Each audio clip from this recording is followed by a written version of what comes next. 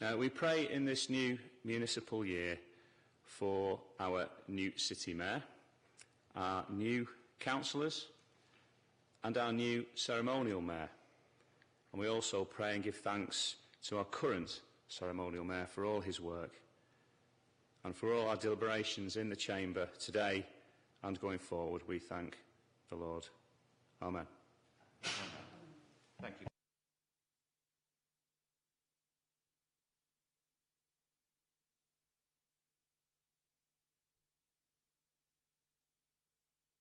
I would like to take this opportunity to congratulate our new City Mayor, Paul Dennett, and to also welcome newly elected councillors. I'm sure you're all going to work very hard for your constituents over the next few years. Item 1 on the agenda, announcements or special business. I have not been notified of any announcements or special business. Item 2, do we have any apologies for today's council?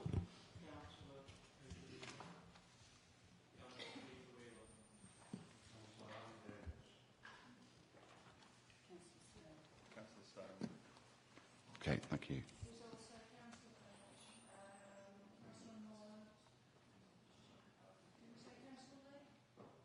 No. Thank you. Declarations of interest. Do any members have any personal, prejudicial or disclosable pecuniary interests that need to declare at this meeting? Can I ask members with interest to now declare them? Item 4, long service medal presentation to Councillor Bernard Lee. This presentation has been deferred to the Council meeting in July as Councillor Lee is unable to attend today's meeting. Item 5, minutes of the meetings held on the 16th of March 2016. The meetings of the Council held on the 16th of March 2016 approved as a correct record.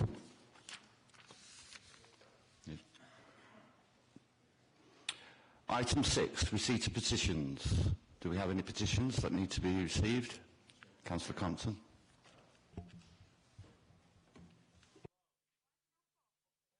Residents of Horton Lane, Stott Lane and Oakland Road regarding the rat runs that's carrying on shortcuts through. Thank you.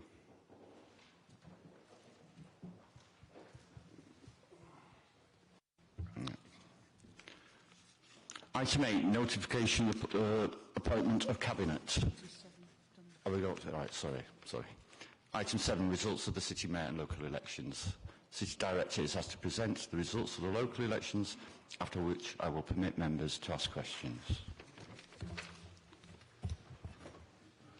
Thank you, Chair.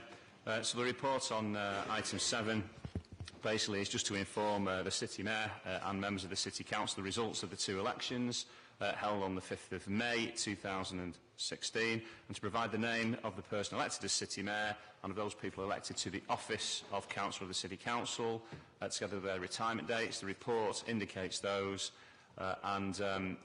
obviously after the counting of votes for the first and second choice preferences, Paul Dennett was elected City Mayor and has office no later than May 2020. And the local election results are indicated in section 2, with those councillors serving no later than May 2020, with the exception of one councillor who needs to retire in 2018 due to the vacancy in Little Halton. Thank you, Chair. Any questions or comments?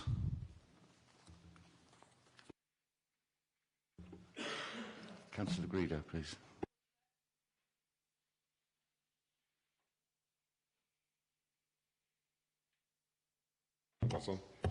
I'd say thank you to all those people that did actually come out to vote.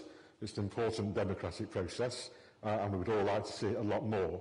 But for those that did come out to vote, particularly those that came out to vote for me in the City Mayor elections, where of course we had quite a good increase in our vote this time, and we appreciated that. But can I also thank the City Mayor, the new City Mayor, for the way the campaign was conducted by the various candidates. I thought it was a good campaign. I thought we had a good relationship. And can I assure the City Mayor that anything I can do for the best interest of the city, I will do, and any support I can give in that respect I will give.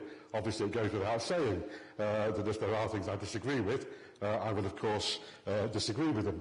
But can I also take the opportunity of thanking all the staff that helped with my election, with the City Mayor election. I'm sure others will say about the local elections. They did a marvellous job, both in the run-up to the election and also the counting process itself, which, as was referred to, did actually go to a second vote. So thank you to all those people as well. Thank you, Councillor Garrido. City Mayor. Yeah, I'd just like to echo Councillor Garrido's comments.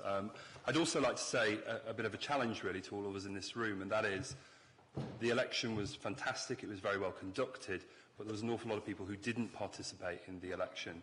And I guess it's incumbent upon us all in Council to try and encourage people to engage with the democratic process and actually, more importantly, I guess, engage with the Council and how we do our business here. It was quite clear during the election process that transparency and accountability, or at least the public perception of those sorts of issues, is very much important amongst our electorate and also the people who don't participate in that election process.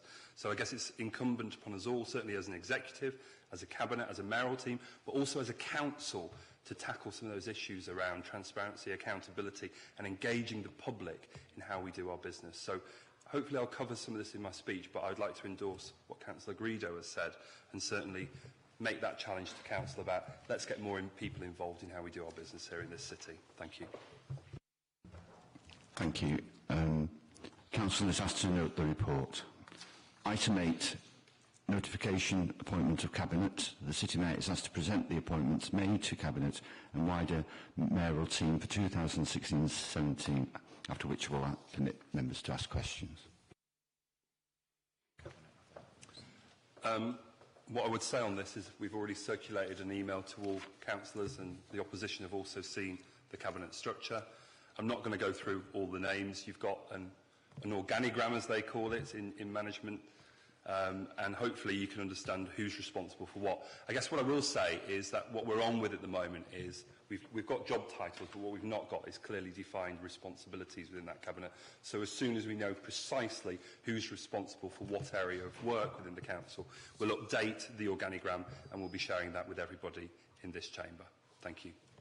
It's for noting. Thank you. Any questions or comments? Councillor Lindley, please. Thank you, Chair. Just wanted to ask the City Mayor whether he's had any thoughts on who has responsibility for the property portfolio which previously sat with the Deputy City Mayor. Thank you.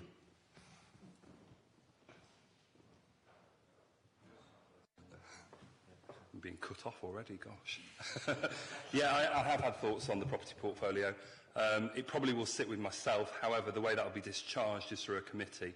So we're going to be establishing a Regeneration Economic Development Committee, and I see property as a constituent part of that. So property, in a sense, will be the collective responsibility of a number of people within the Cabinet.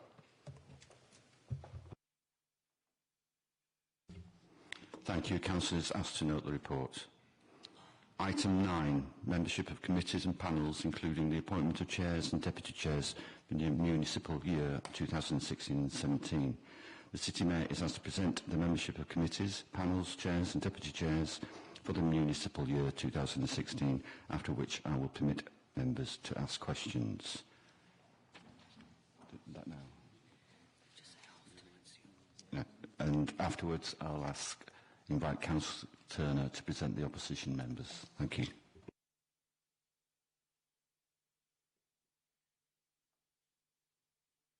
So, can I just move the report? Everyone's seen this? Council is asked to note the membership of committees and panels as outlined in the report. Councillor Turner, do you want to? Thank you, Chair. That one? Yeah. Thank you. Because of the lateness of the Conservatives getting the nominations from the ruling group, which didn't happen till Tuesday, not their fault, it's the way things fell, we're taking the unusual step of reading out the appointments in front of Council for Council's approval, if that's okay. So I'll start in no particular order. Licensing and Safety Regulatory Panel will be Councillors Compton, Councillors Robin Garrido. Planning and Transportation, Councillors Clark and Turner. Corporate Complaints Panel, of course, is all members, as is the Discretionary Housing Appeals Pool. Employers Forum, Councillors Compton and Turner. Audit and Accounts Committee, Councillor Clarkson, who will be Chair. Agenda Setting Group, Councillor Turner and Collinson. Corporate Parenting Registered 44 Panel, all members. Electoral Matters, all members. Lowry, Councillor Turner. Standard Committees, Councillor Turner. Sacre, Councillor Compton, 1 vacancy. Children's Scrutiny Panel, Councillor Collinson and Lindley. Community and Neighbourhoods, Councillor Compton and Clarkson. Clarkson be the Vice Chair. Growth and Prosperity Scrutiny, Councillors Clarkson and Lindley. Health and Adults, Councillor Clark and Councillor Robin Garrido. Overview Scrutiny will be Councillor Clarkson and Turner. And the last one, I think, is the Equal Ops. I'll get it here. Yes, Equal Ops is Councillors Clarkson and Lindley. I move for the Council's approval. Thank you. Thank you, Councillor Turner. Council is asked to note the membership of committee and panels as outlined in the report. Item 10, appointments of representatives to outside bodies. The City Mayor is asked to present the appointment of representative to outside bodies, after which I will permit members to ask questions. Yeah, again, you've had the paperwork. I'm just going to move the report. Thank you. Councillor Turner.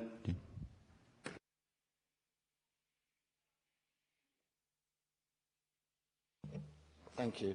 The GMC AGMA Scrutiny Pool, Councillor Collinson.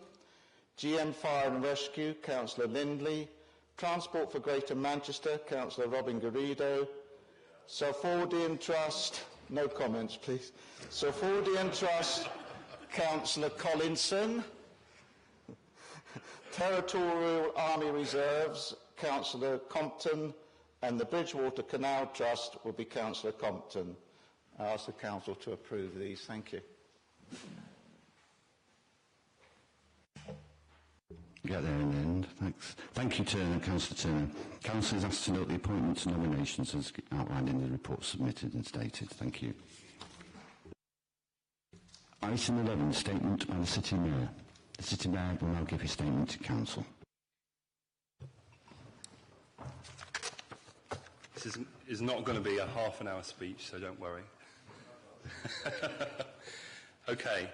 Chair, councillors and guests, I would like to congratulate the members who have recently been elected on Thursday the 5th of May.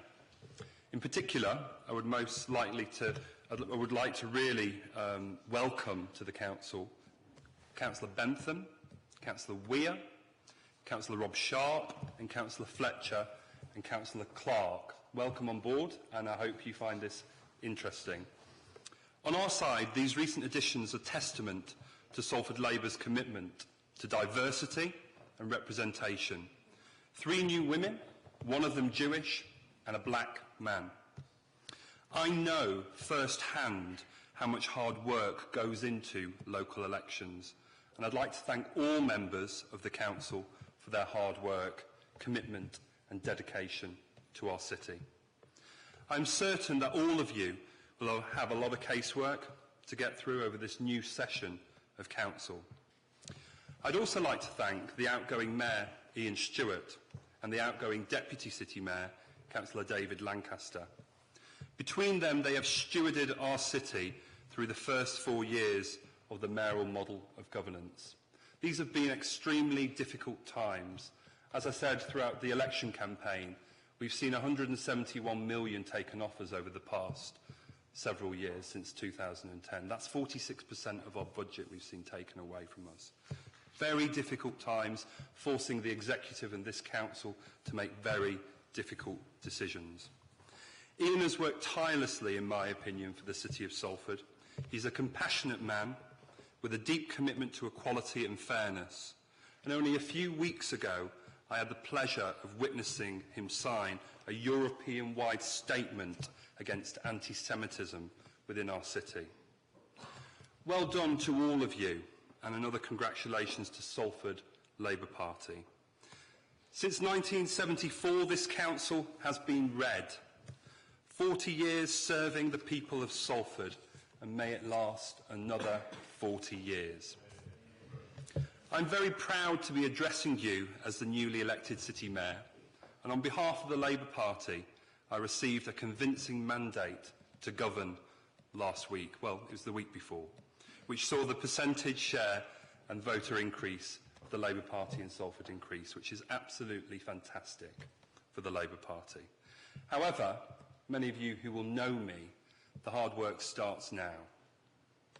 We've already made some great progress over the past week, developing our new cabinet structure and emphasising our key operational principles. Some of you may have even read the MAN article on the new cabinet on Wednesday, and I'm sure many of you have read the statement sent to elected members. Paula Boschel is our first female deputy mayor, and we have appointed more women to our mayoral team. There is a wealth of talent, in my opinion, amongst women Labour councillors in Salford, and I am very pleased to be able to bring some of that into our team, our executive team. We've redesigned the structure of Cabinet to better tap into the talents and the skills of its members in general. There is now a second Deputy Mayor, Councillor John Merry, and a mayoral team which will specialise and focus on different areas of policy. This will be a participative Cabinet with an open door policy. We will be listening to members of staff, looking for new ideas and a fresh approach to governance. Central to this will be a close working relationship with staff at the Council and a transparent approach to decision making. As a Council, we have not done enough, in my opinion, to communicate and publicise our hard work and the great achievements of this city. Quite often I found within this Council it's actually about the day job, it's about getting on with it rather than shouting from the rooftops the fantastic achievements within this city. However, I guess moving forward, what we need to make sure we have is a balanced approach to actually informing the public and telling people about what fantastic work we're doing. The Tory government, however, as I've already mentioned, has slashed our budget since 2010. And it is often the council which gets blamed for cuts to services and local amenities. When large-scale projects such as the stadium are invested in, we will communicate with the public about where and how the money has been raised. It can sometimes appear from the outside that we're cutting budgets for bus subsidies or bin collections or for grand prestige projects, when in fact nothing could be further from the truth. Projects like the stadium generate income that we can use to support jobs and services within this city. And let's be clear, regeneration in this city is our only hope in a context of austerity and local government cuts. It's regeneration that actually supports and protects some of the most vulnerable people within this city. And when the government cuts its grant to council, we end up having to raise taxes locally to protect vital services such as social care. After having frozen the council tax for many years, which I'm certainly proud of within this city, and I know other members of the Labour Party are proud of that as well, we've had to increase it, unfortunately, this year by 3.75% to plug the gap. So, Tory policy increases tax on the people of our city, whilst corporate tax avoidance costs the UK economy up to £30 billion a year. This is a huge problem that needs to be tackled. Council procurement contracts should reflect our commitment to tackling corporate tax avoidance, and we need to investigate further becoming a fair tax mark organisation over the next few months. We need to get our message across through every available means, and this includes social media. We need to make sure that when we make big decisions, that the people of this city know why we are making them and how it will benefit them. Equally, we need to make sure that the staff in the council are well informed of our decisions and our discussions. To make the best choices, our policies must be informed by their wealth of experience and expertise in local government. There are 5 key policy areas which were an important part of my election campaign and on which I hope to make some serious inroads within this city. Those are transport, housing, jobs and training, economic development and financial inclusion. As a city which sprang from local factories and industry, Salford can be home for the industries of the modern age. Much of our infrastructure grew up out of these workplaces, and without them, we are missing a vital part of our economy. In the days when your average worker would have been able to walk to work in 5 minutes with fewer cars on the road and less traffic, and whilst you had a local employer paying out decent wages, we had high streets and local economies thriving, communities thriving, people being part of a society they were proud to be a part of. So to get these employers back to the city, we need to make changes to the way we do things.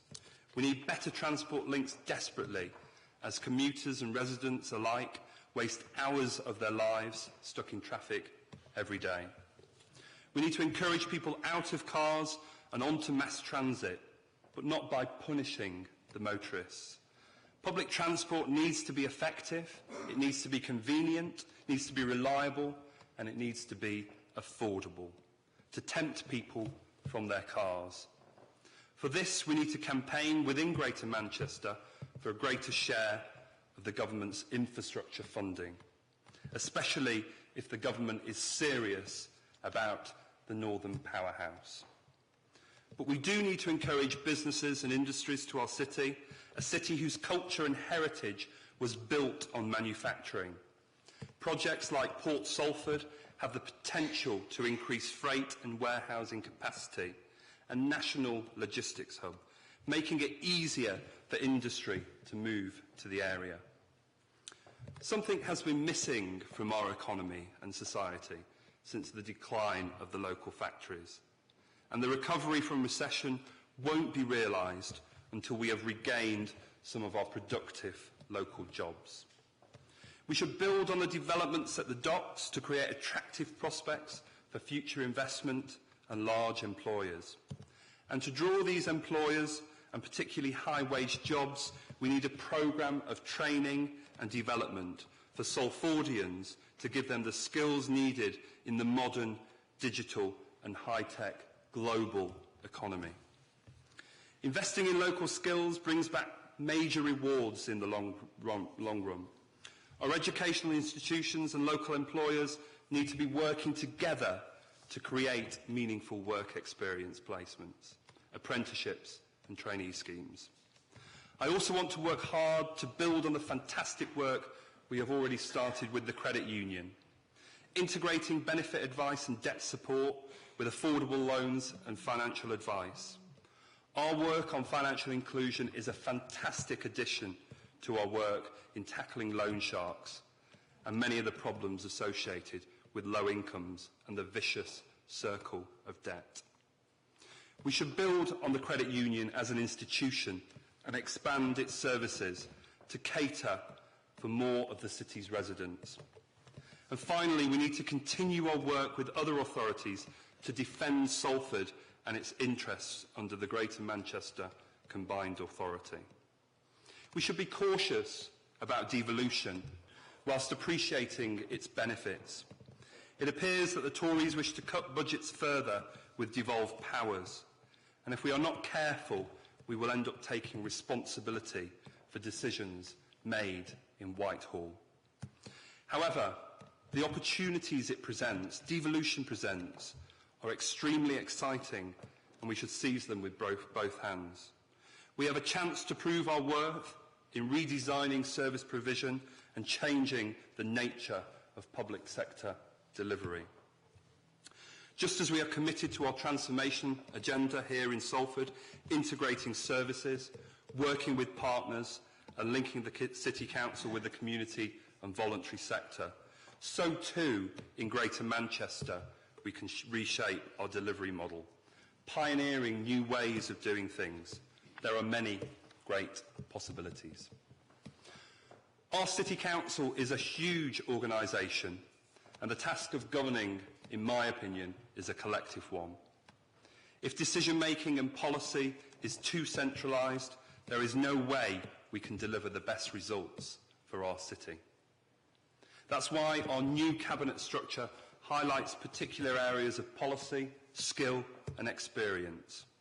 They are all fired with a hope and determination to improve our city. With some teamwork and dedication, we can make great changes to Salford and work towards a brighter future for our residents. I look forward to working with all of you over the next 4 years for a brighter, better and fairer Salford for all. With malice towards none, with charity for all, with firmness in the right, let us strive to finish the work we are all in. Thank you.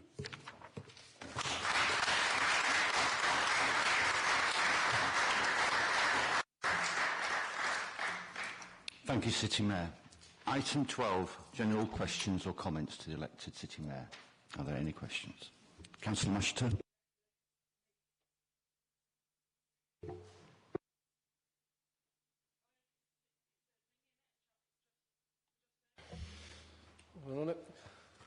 Given the Secretary of State has withdrawn his backing to the Council's refusal of planning permission for Peel's plan to develop land protected by this City Council's policies, will the Council keep faith with the local community, in particular the RAID group, and maintain its opposition to the proposal? City Mayor. Thank you.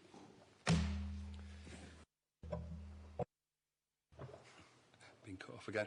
Can I bring Councillor Antrobus in to answer the question that's asked of the City Mayor on this?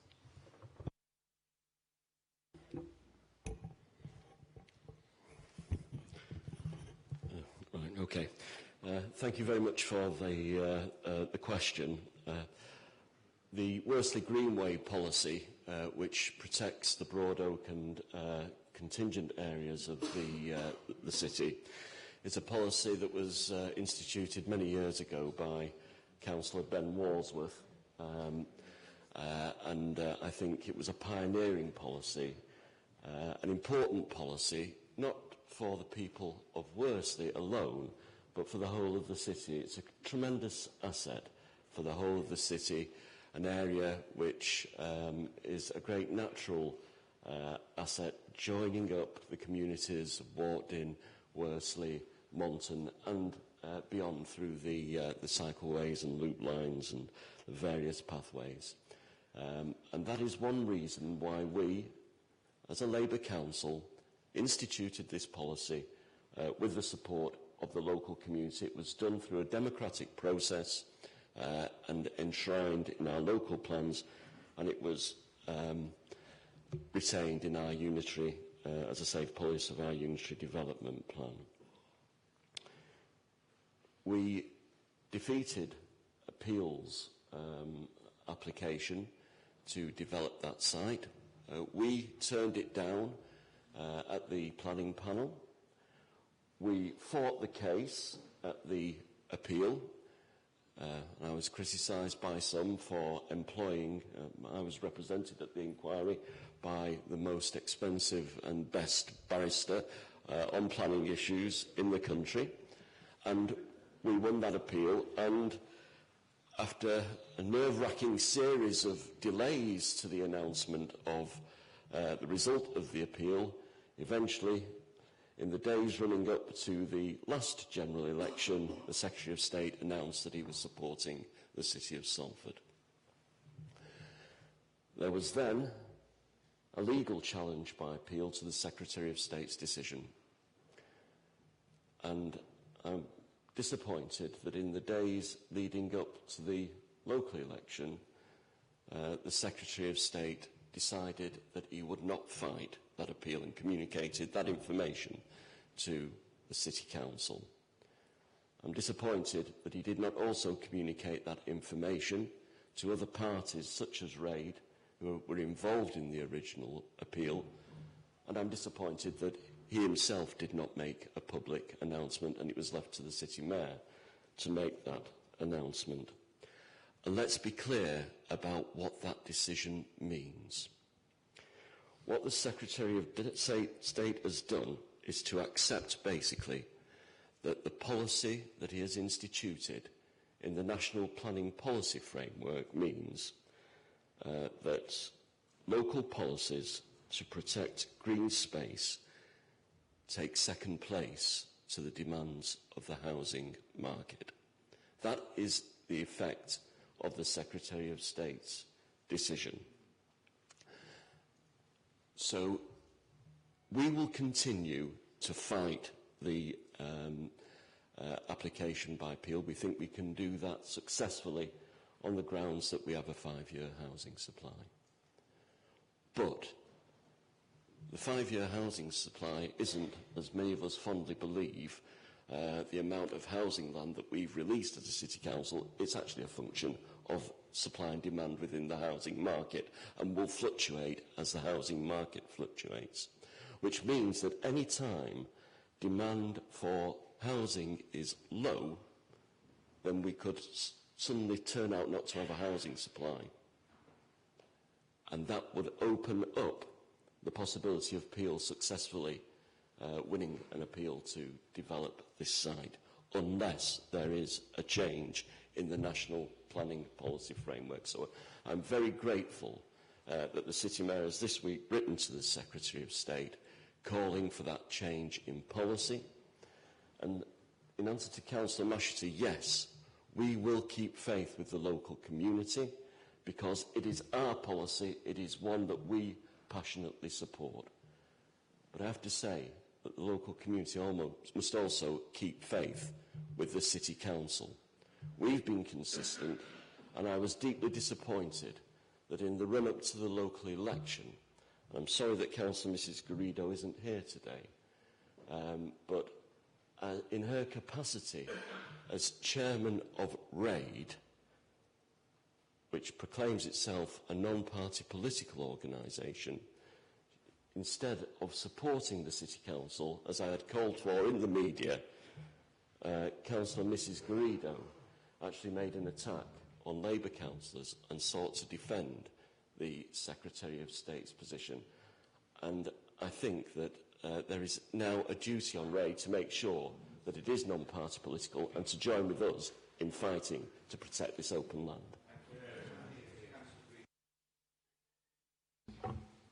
Thank you, Chair. Let's correct one or two things, shall we, first of all, and let's start with the last comments that were made. I too am happy that you choose to make an attack on somebody that is not actually here to respond, but that's probably the motive of the Labour Party, and I just hope, City Mayor, that you will not be making a habit of this. First of all, can I say that the first people that made this political at the election was, I think, Councillor Critchley and Councillor Antrobus. Councillor Critchley issued, within a matter of 24 hours, a Labour leaflet referring to this decision, and both Councillor Antrobus and Councillor Critchley appeared on either Facebook or Twitter. So let's not have any of this Conservatives and making it political. The first political noises for this came from the Labour Party, and in particular from Councillor Antrobus and Councillor Critchley. And can I also say...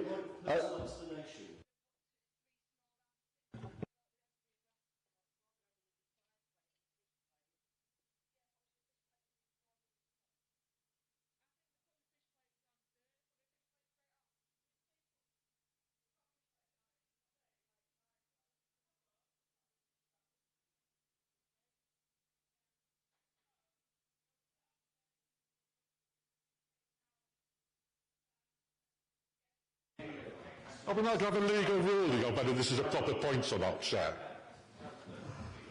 I mean, are we going to get this as well? At every council meeting, you can actually make points of information, points of clarification, which aren't actually points of information. Can I carry on? It was very clear during the elections that the first move politically was made by the Labour Party, and I will certainly not retract that. That was the situation. As far as RAID is concerned, of which I am also a member, there are also many Labour Party members who are members of RAID. Councillor Critchley was also invited to become a member of RAID, as in fact was Councillor Keeley. And I recall on more than one occasion when a statement from Councillor Keeley was actually read out by Councillor Garrido at public meetings. So let's be quite clear, this is a non-political body. But let's just go back to the Labour Party's credentials on greenfield sites. Have they forgotten that it was this council, this council's planning committee, that actually gave permission for the development at Highclove, phase 1, for building on the greenfield site? This Labour council gave permission for that to happen, and yet they stand up in this council chamber today as if they are holier than thou, and that they are protectors of the green belt or greenfield. Nothing of the sort, Chair. They are the ones that have given permission in the past for greenfield sites to be built on, and particularly, as I say, I refer to Highclove phase 1. As far as the decision by the Secretary of State goes, the Secretary of State, I understand, has made a decision not to object to the legal situation, and that is that there was a High Court case down south, I forget the name of the particular case, recently, where in fact on a very similar case that Peel was making by their lawyers, went to the High Court, and in actual fact they accepted the argument made. If, in fact, the Secretary of State had not accepted that precedent, it would have cost a lot of money, and in fact it would have ended up with the same result. And the result is not that we've lost this case. The result is, as I understand it, that when the court finally makes a decision, I understand that still has to be ratified yet by the court, when they make that decision finally, it will probably mean that the public inquiry has to be rerun. And if that is the case, can I assure this council, and can I assure the members of the public, not just in Worston, not just in Boostown or Edinburgh, but in the city, that the people at the forefront of that fight, non-politically, will be RAID, and politically will be the Conservative councillors that represent that area. And we will fight as we did. Councillor Antipas did not speak at that public inquiry. Councillor Critchley did not speak at the last public inquiry. The only ones that represented the people at that inquiry, apart from the council for which we appreciated it, were the Conservative councillors and RAID. And we will continue to do that, and we will continue to represent the people. We will not accept criticism of anybody else because of the decision, because unfortunately it was because the council did not have the correct information at the last public inquiry that we are now left in this situation. Had this council done their job properly, we would not be in this situation now, and we would not be facing this legal challenge. So the blame, part of the blame, does rest firmly on the shoulders of this council. Thank you, Councillor Greedo. Councillor Warmington, please. Yeah, thank you, Mr. Chair. Totally different subject. As members are aware, there's huge pressures on school places within the city. And that, for me, is because people want to come and live here, work here, and be educated here in our great city. What I'm really pleased to see is that we as a council have actually started investing on expansions of some of our schools to cope with this. I say this particularly as a Langworthy Ward councillor and a school governor on Larkhill Primary School, where work is just about to start to build an extension there to cope with some of the numbers that we're getting, because we're certainly seeing an influx of people who want to come and live in Langworthy. So what I'd like to ask you is, the City Mayor, is what further investment can we make? Where are we up to with looking at other parts of the city? And I'd be grateful if the City Mayor could inform the Council of this. Thank you. Before I bring Councillor Merry in, Councillor Merry is currently covering for Councillor Stone, who's on holiday at the moment, who, as you know, she's moved into the Education and Children's Services portfolio.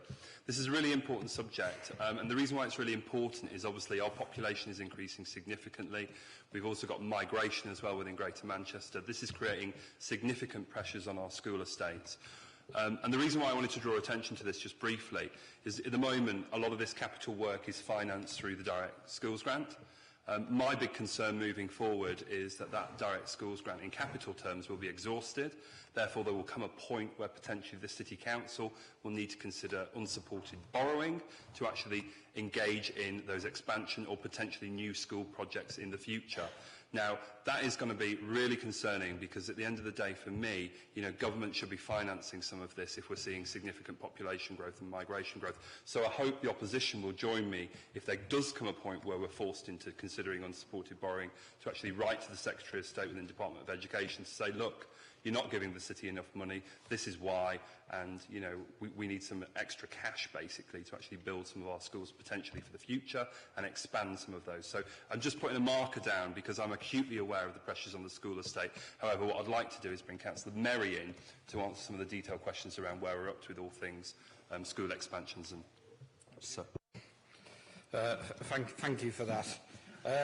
It's a rather strange feeling today. I'm both making my last contribution as lead member for Children's Services and my first contribution as Deputy Mayor. No doubt Councillor Antrobus would say it's not the first time that I've faced in two different directions at the same time. But I just want to start, if I may, by paying tribute to the hard work that has gone into this particular area of work right across the city. And I think all of you have seen at various briefings and the like our plans for trying desperately to meet the expansion in the city. In one sense, we are victims of the success of this administration in the sense that we are attracting new people to come and live in a Labour city who want to work in a Labour city and want to actually take advantage of the opportunities we've created. And 15 years ago, I remember Councillor Garrido warning us in dire tones that this city was going down the chute, that people were leaving in their droves, and that our high council tax would inevitably mean that we were going to a period of decline. It's not the first time he's been wrong, and judging by his contribution today, it won't be the last time he's wrong as well. So I just wanted to draw quickly attention to that. First of all, we signed, or the City Mayor signed, an emergency record of decision to actually get the contractors building at the Friars, St Paul's COE and Larkhill Primary School. And Councillor Wardmisham in particular has been pressing me on Larkhill Primary School for some considerable time. I'd like to pay tribute for his diligence on behalf of them, sort of phoning me up at 8 o'clock in the morning, demanding to amend the plans and so forth. My frantic attempts to sort of distract him by talking about inadequacies of United's management structure didn't seem to work, actually. But nevertheless, it is a tribute to him and the other councillors that we have now got to that particular stage. We are actually spending something like £3.7 million on these schools, thanks to the hard work and diligence that's been done by the Directorate and the City Mayor, incidentally, who gave us all a pretty thorough grilling on this particular project, to ensure that the social value that is actually in this project is there for the benefit of the people of this city. So yes, we are, for example, creating 6 new apprenticeships as a result of that. We are promising that there will be local jobs as a result of that. So exactly what he talked about in his speech of the cross-referencing, the working together of various sections, not just single departments, is going to deliver for the people of this city. I wish I could be confident of the future and this current government, I'm afraid. We're now seeing a government that seems to be more interested in tearing the throats out of each other than actually governing on behalf of the interests of the people of this city. And whoever wins the argument within the Conservative Party, whether it's the provisional wing led by Boris Johnson or David Cameron, I want them to deliver for the ordinary people of both this city and this country. And what we've seen so far in terms of response from this government to places like Salford and the expansion that's taking place is massively inadequate. They need to put more resources into this. They need to stop being so doctrinaire about insisting that new schools have to be either academies or free schools, and get on with making basic provision for people so that they can go to school and have the benefits of a decent education. And rather than calling each other's names or talking about Adolf Hitler, they need to actually start getting on and governing for the interests of the people of this city and start to deliver places for our children to go to school in. And that's what I call on this government to do, and that's what I call on this opposition to support us in.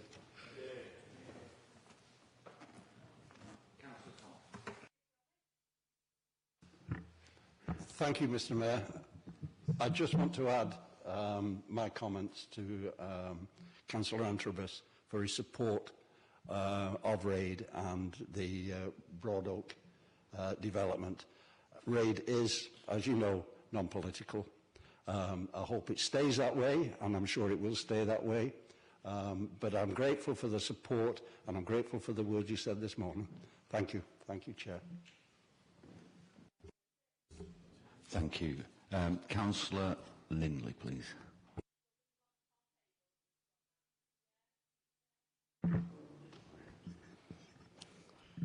Thank you, Chair. I must say it's quite interesting to listen to Councillor Merry lecture the Conservatives on having a split party. I'm sure it's something of which Labour Party members have a great deal of experience at the moment, and you know, I think there must be some sort of affliction for former mayors of London to have an insistence on mentioning Adolf Hitler. I wonder whether Sadiq Khan will come down with the same affliction in 4 years' time. I do hope not. Just going back to the debate on green space, obviously we have a new administration now, a fresh start, and congratulations to the City Mayor on his election.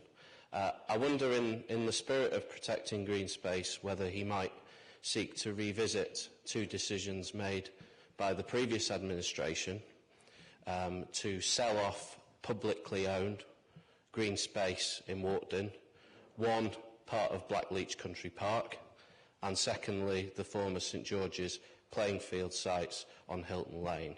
Now, these sites are not beholden to the planning process because they are owned by the council, and both those pieces of land, decisions were made by Councillor Lancaster in his capacity as Deputy City Mayor to sell that green space for development, and it would have to be for development because there's no capital receipt if you sell it as a field. So could I ask the new City Mayor whether, in that spirit of supporting green space in our city, whether he might look again, or whether his new infrastructure regeneration committee might look again at those two sites and consider whether they would not be better left as green spaces owned by the people of Salford. Thank you. We can certainly consider them within the committee, but I'm not going to make a commitment here to saying no to actually the sale of those sites. Councillor Turner, please. Thank you, Chair. Well, I'll add my congratulations to the City Mayor. His maiden statement, which was pretty moderate for him, I thought. Not too much politics, but of course he can't resist the political side of it. There's been a lot talked about today. He mentioned staff. As far as staff goes, I would like to take this opportunity to thank all those staff that work so hard at the polling stations and at the count, and of course our friends in the basement of this building who work all the year round. I think they do a marvellous job, and we couldn't run elections without them. It's a very, very long day, and I for one, and I know everyone appreciates it.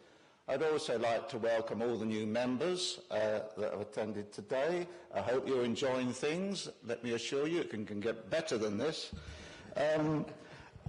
I noticed that the City Mayor mentioned council tax freezes. Well, I don't think you can claim the credit for that. That was the Conservative government that implemented the freeze by way of grant. Oh, you did it all, did you? Sorry, point of information. Yeah. Conservative government, yes it was, I think in the last couple of years, but prior to that there was no grant awarded to this council to freeze council tax from central government, and I think we've frozen council tax for 7 years up until recently, so we need to check the facts there on your side.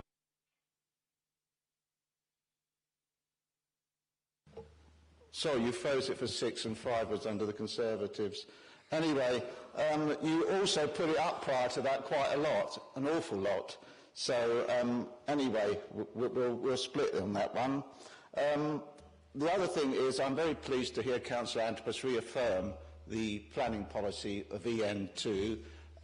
It is a policy that the planning are going to fight to the end, but a lot of you won't have been here when Mr Whittaker of Peel addressed this council. He doesn't often appear in public, but he came to this council, and anyone that was sitting listening to him can be under no illusion as to the determination of that man. He is a very, very determined person, and it's going to be a hell of a fight because he doesn't give up easily, and he actually drew a comparison with the Trafford Centre, which took him 10 years. But he said he got what he wanted. So I'm glad that we've reaffirmed it. RAID will certainly be assisting in every way they can, and let's hope that we have a successful outcome. As far as the Red Labour part of the City Mayor's speech, Jeremy Corbyn was quoted as saying that they were not going to lose any seats. Well, they've clearly failed to make that progress. Actually, for an opposition to lose seats against an incumbent government outside of general election is extraordinary. The last time Labour suffered comparable net losses like this was under Neil Kinnock's leadership in 1985, and we all know what happened to that. And even Michael Foot gained nearly 1,000 seats in his first year as leader of the opposition. So really, nationally, they didn't do that very well. And I still believe that the people of this country are not ready to tolerate this sort of party. But that remains to be seen. As far as all I would say extra to the City Mayor is I do hope he has a different approach. I hope he governs for everyone in the city and not just a few, for everyone. And the proof of the pudding, of course, will be in the eating. Other than that, got no further comment. Thank you.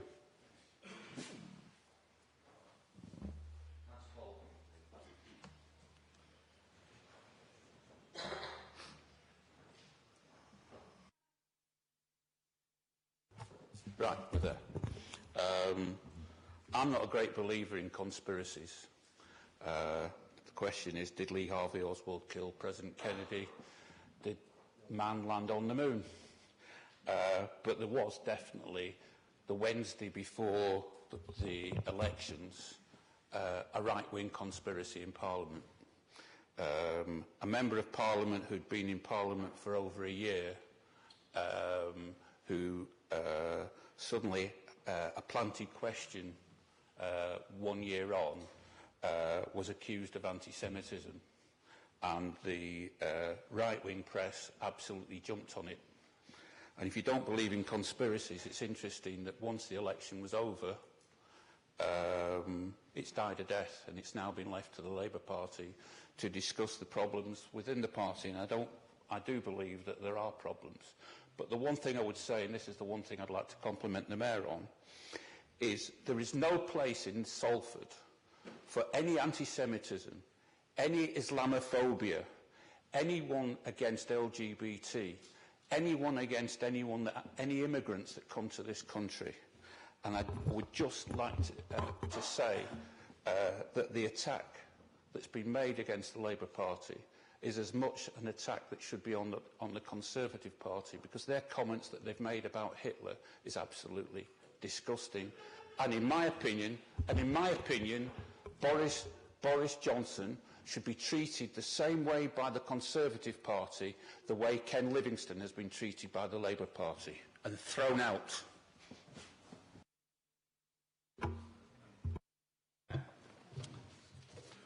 Thank you, Councillor Balkind, for your comments. I mean, there wasn't really a question there, but I am going to respond to this. Equalities is really important to me. As you probably know, over the past 4 years, I've held the Equalities portfolio within the City Council. We're well underway with developing a charter on equalities for this city. As I mentioned in my speech, the previous City Mayor, my predecessor, signed a statement, a charter, a European charter on anti-Semitism. And, you know, we're doing some fantastic work in this city around equalities. We have great relationships with the Muslim community. We have great relationships with the Jewish community within this city. I know Councillor Connor and Councillor Humphreys and Councillor King and Councillor Merry and many other councillors work tirelessly with the Jewish community over in Broughton and Kersal. And you know, equalities in this city is something we should be proud of. You know, there are other parts of the Greater Manchester conurbation that lost seats over this period. But what was interesting is we held on to our seats in Broughton and Kersal this year. That's a real testament to the City Council and our commitment to equalities. And just to reassure Council, I've actually put equalities into Councillor Boschell's portfolio moving forward, just to highlight the strategic importance that I personally place on equalities within this city. However, what I would say to Council, and what I would say to my executive, is equalities is everybody's responsibility within this city. It's not my responsibility as City Mayor, it's not the responsibility of Councillor Boschell, and it's not solely the responsibilities of individual members of staff that help us and support us with this agenda. However, I am a bit saddened that the government don't seem to be taking equalities as seriously as I would like them. I mean, if we look at things like the revenue support grant, we get absolutely nothing for government to undertake the equalities work we do in this city. So, you know, I guess it's a challenge back to the opposition, really, is let's be proud of what we're doing, but let's also fight for more resources so we can do more fantastic work in this city to support our communities and continue the fantastic work. So, thank you, Councillor Walking. Thank you. Councillor Collinson, please. Thank you, Chair. Excuse me. Just going back to something that Deputy Mayor referred to with regards to funding for schools.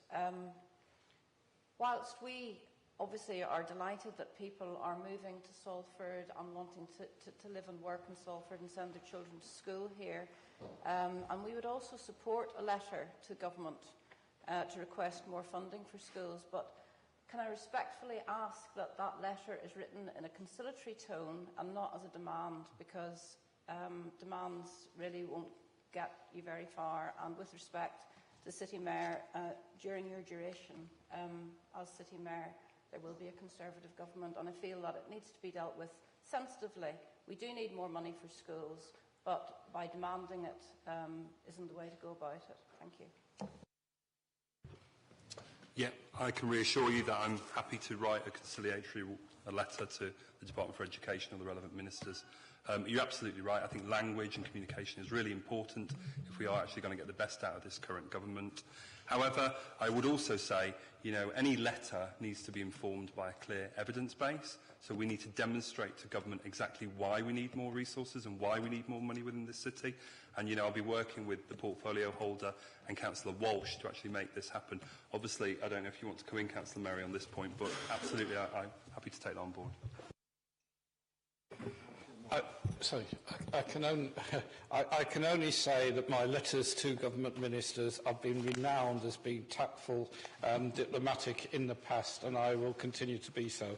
And don't worry, I won't mention Hitler or Boris Johnson in the letter at all.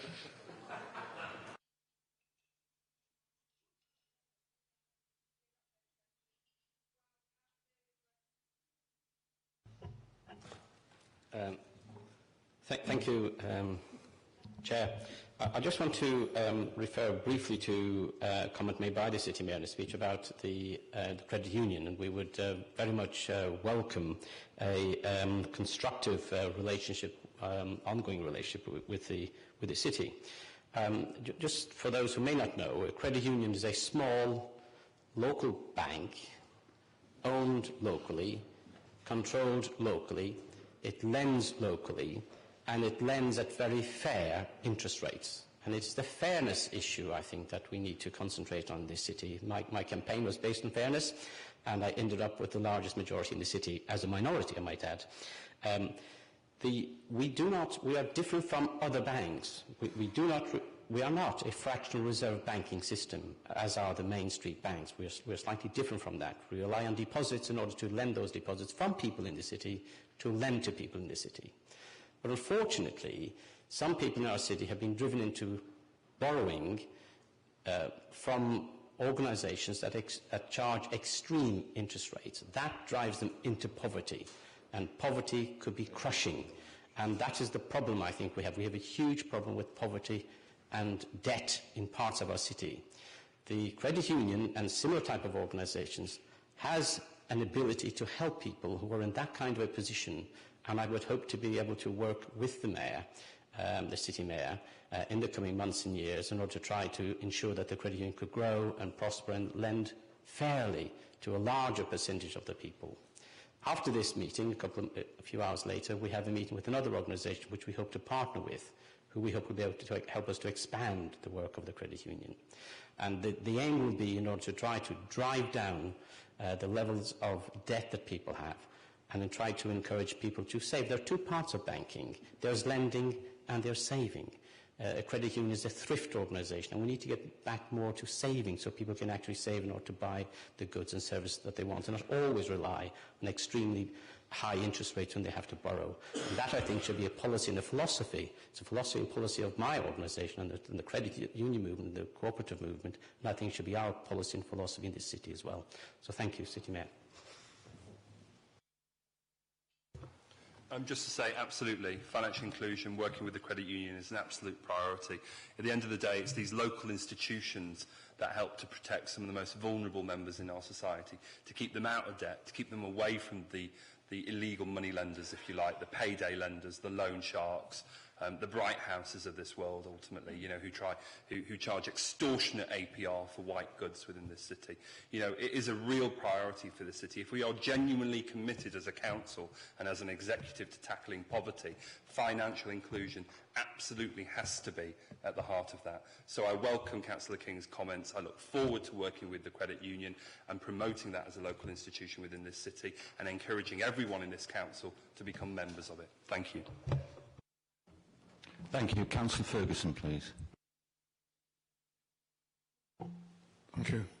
When I was coming here this morning, I was listening to the Today programme on the car radio, and they were interviewing a spokeswoman for Donald Trump's campaign from the Republican Party in the USA. It was quite frightening listening to her and absolutely devoid of the real world that we're living in. And it's almost made me feel that when I listen to the people opposite, they're living in a real world. But let's get back to what they're actually are saying over there.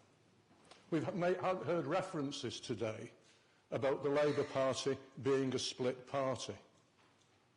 Can I just remind you of the article, the report that was in yesterday's Times, of the survey that was carried out of Labour Party members, that 64% of Labour Party members would vote for Jeremy Corbyn in an election, new leadership election campaign.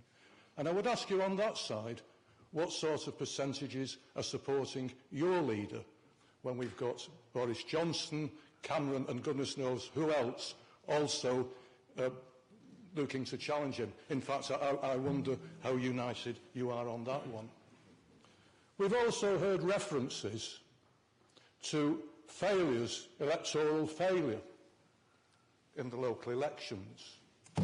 Of course, there were no numbers that you referred to, so can I just remind you of what those numbers were? Labour retained 58 councils and lost 18 seats overall, keeping us with 1,326 seats. The Conservatives lost one seat, giving them 38 councils, 20 less than Labour, and as to our 18 losses, you lost 48 seats. And in comparison to our 1,326 seats kept, you kept 842 seats.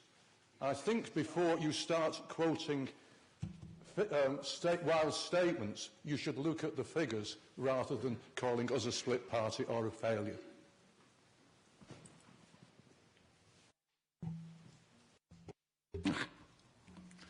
Okay, thank you. Item 13. Questions or comments on the discharge of functions of joint authorities and outside bodies. Do members have any questions or comments? No. That now concludes the business of the meeting. We will see you at 2 p.m. for the mayoral installation. May I thank you, each and every one of you, for your support during this year. May I now declare the meeting closed. Thank you.